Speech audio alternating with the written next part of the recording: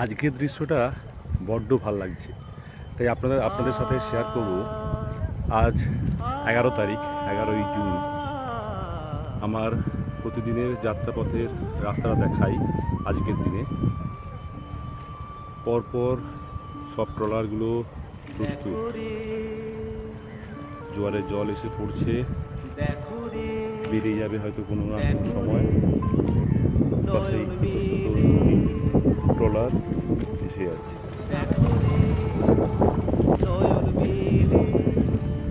কি অপূর্ব দৃশ্য লাগছে না? আস্তে আস্তে সূর্য উঠছে মাথার উপর, নিচে অসীম জলরাশি, ট্রলার।